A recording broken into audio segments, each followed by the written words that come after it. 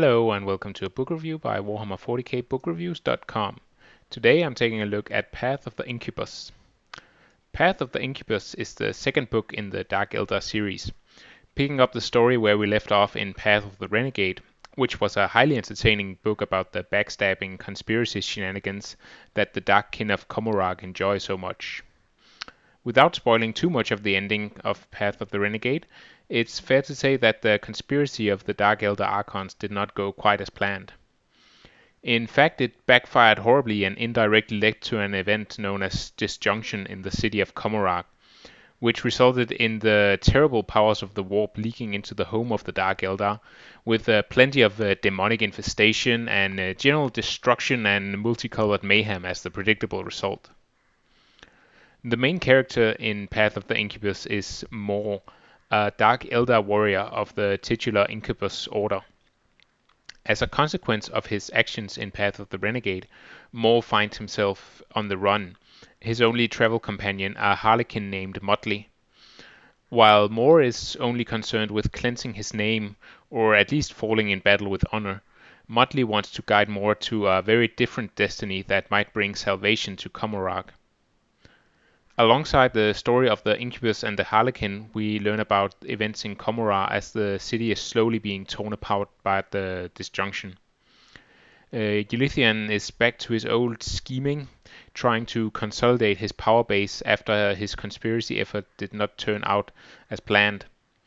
Meanwhile, the homunculus Belathornis is pursuing his own agenda, which involves two of his agents that find themselves lost in the city as the disjunction strikes.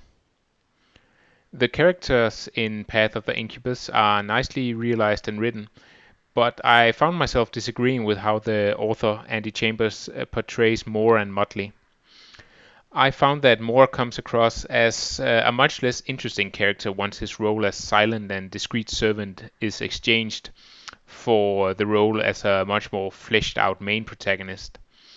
It's not that I particularly dislike the way that Chambers writes Mor. It's just that I think that the character worked better without being put in the spotlight and having his mysterious nature be revealed. Similarly, I did not like the way that the Harlequin Motley comes across. In Path of the Renegade, he's a somewhat jovial and colorful person, but he's also secretive and there's an undercurrent of danger about him. In Path of the Incubus, Motley is very much the comic relief sidekick who constantly rambles on and is always delivering a poorly timed joke. I was looking forward to reading more about Motley, but I must admit I quickly tired of him as I was reading through the book, and I wish that Chambers had carried over the feel of him from the first book. The story in Path of the Incubus is pretty interesting, but the pacing seems a bit off, especially in the first half of the book.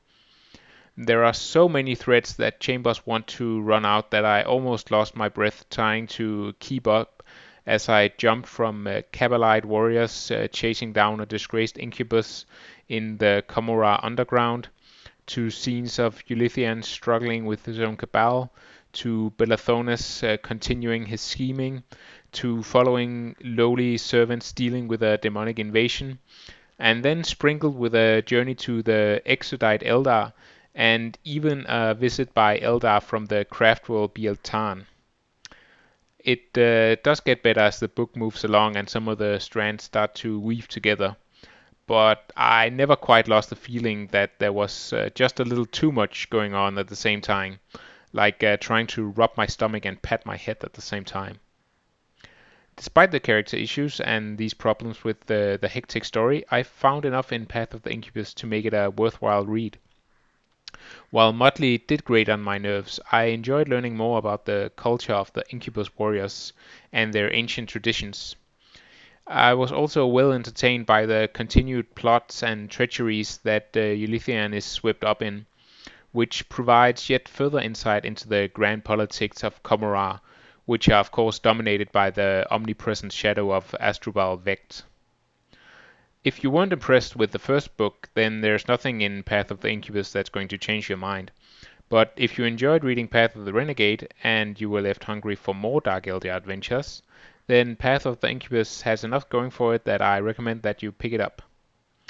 I give Path of the Incubus 3 out of 5 chainswords.